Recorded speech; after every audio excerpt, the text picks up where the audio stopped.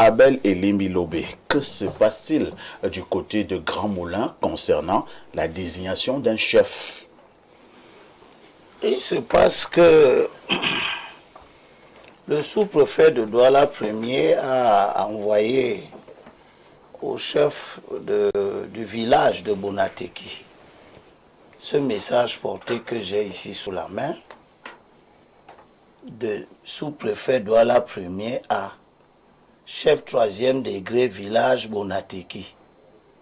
Tout notable quartier Grand Moulin, force vive quartier Grand Moulin, population quartier Grand Moulin. Mention très importante, texte.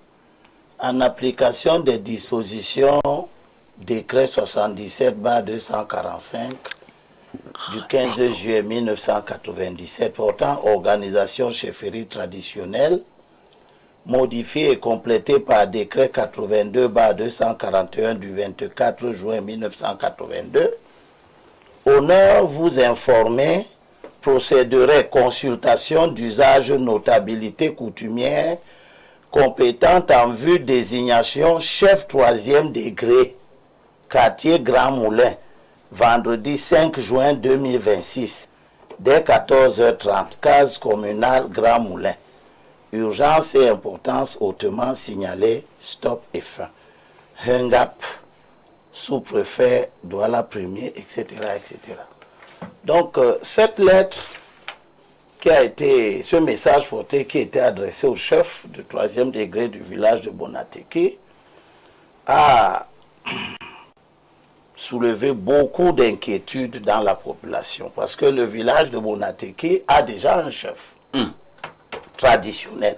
3e degré. Qui est là, qui est d'ailleurs l'un des plus vieux chefs au Cameroun en ce moment parce qu'il a été fait chef de 3e degré en 1951. Bien avant l'indépendance. Oui, oui, oui. Il a été fait chef en 1951.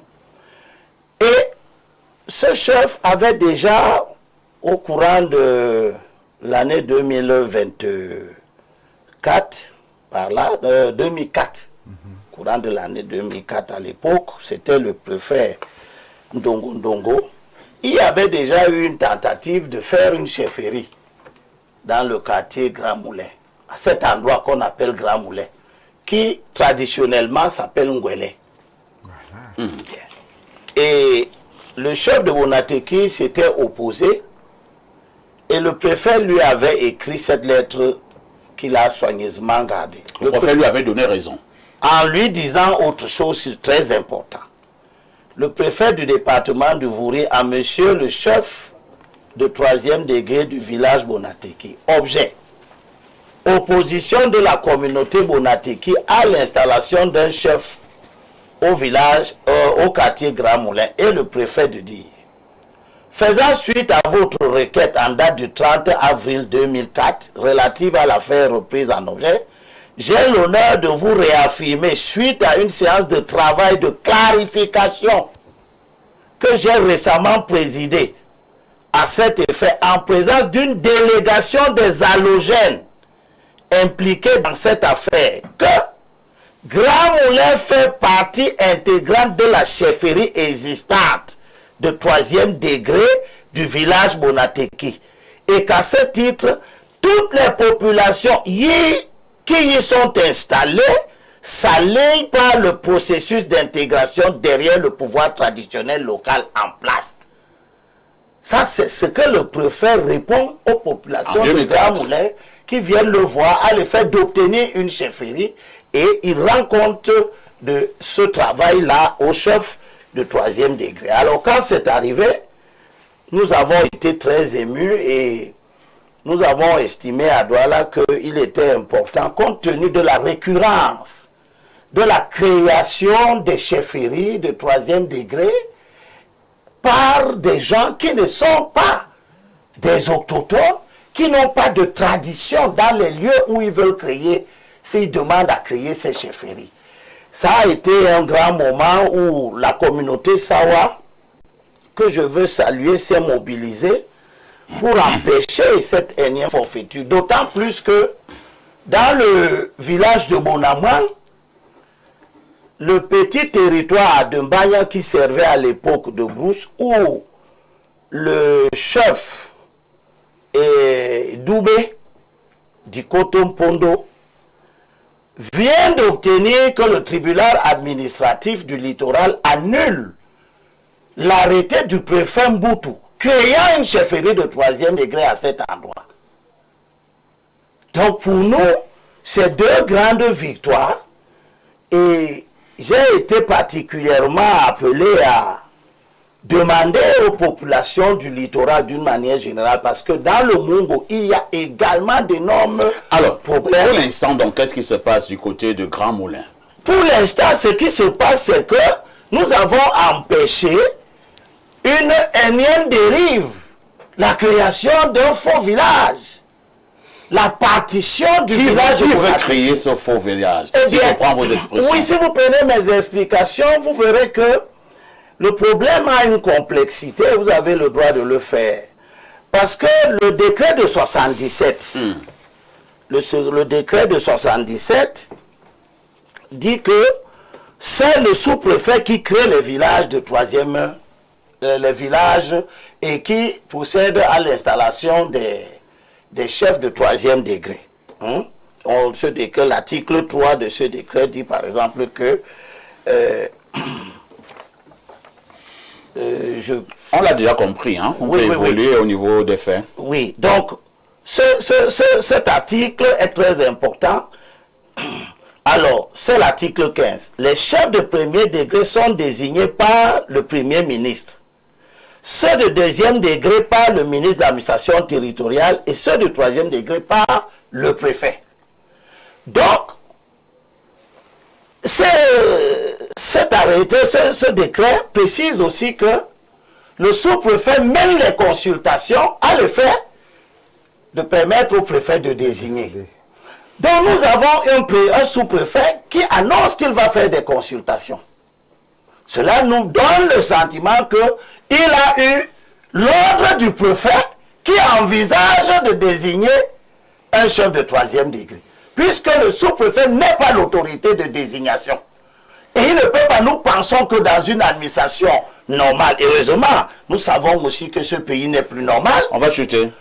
Nous savons que le sous-préfet ne peut donc pas se lever seul. Le pays est resté normal. Non, il est très malade de corruption.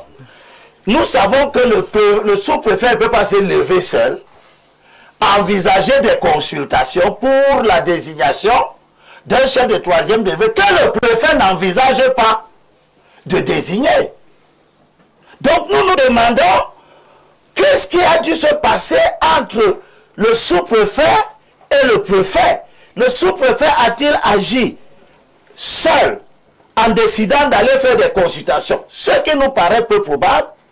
A-t-il reçu l'ordre du préfet d'aller faire cela alors que la préfecture du Vouri de façon systématique a déjà dit que Grand Moulin est une partie du village de Bonateke et ne saurait avoir pas de chef là-bas. Je savais également que le gouverneur a également pris une note qui interdisait toute manifestation plus convoquée par le sous-préfet. Hein. Voilà. Donc je voudrais saluer et demander à tous les enfants du littoral, de se réjouir parce que à l'issue de cette expression massive de mécontentement, le gouvernement s'est ressaisi et le gouvernement a compris le mécontentement des peuples du littoral en général et des enfants de Daïdo et Bonateke en particulier en interdisant cette activité-là. Mais tout le monde doit savoir que nous restons en position de surveillance de tout ce qui se passe au littoral. En particulier dans le Vouri et dans le Mungo, où des acteurs impénitents s'efforcent de façon régulière à obtenir la création des chefferies qui n'ont aucune légalité, surtout qu'elles n'ont rien de traditionnel. Robert Wafo, il y a ce souci-là. Il y a des noms originels. Et maintenant, à un moment donné, selon l'évolution des villes ou des localités, nous avons eu des noms entre guillemets d'emprunt. Et par moments, effectivement aussi, ça crée une certaine cacophonie. Vous savez, L'ignorance est le plus grave péché. Parce que voyez-vous, il y a deux types de chefferies au niveau des chefferies de 3e degré.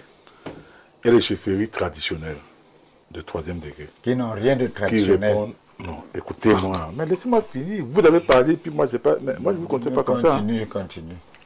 Il y a les chefferies traditionnelles de 3e degré qui répondent aux us et aux coutumes dont le chef est désigné à travers des rites, etc., etc.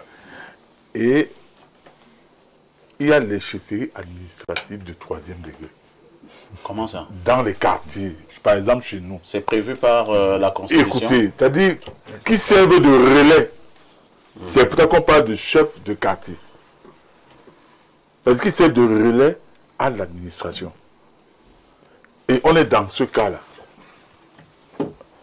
C'est-à-dire, et heureusement que dans cette affaire, il n'y a aucun ressortissant de l'Ouest. C'est une affaire des ressortissants de l'Ouest. Écoutez, laissez-moi finir. Pourquoi vous dites heureusement il y a... Parce qu'on a parlé de Tortone et d'halogène. Quand on parle de Tortone et d'halogène, c'est ressortissants de l'Ouest. Je ne sais pas faire ici, mais quand d'autres parlent, vous ne le coupez pas. Non, je coupe tout le monde. Nous voulons bien comprendre. Je dis donc attendez, ceci. Robert Wafo, c'est vous qui dites que... Non, attendez. Vous dites qu'on parle de Tortone et d'halogène. Cela se vient par les gens de l'Ouest. C'est vous qui le dites. Je dis heureusement, je dis bien heureusement qu'il n'y a aucun, si vous voulez bien que je précise qu'il n'y a aucun Bamileke dedans. Pourquoi?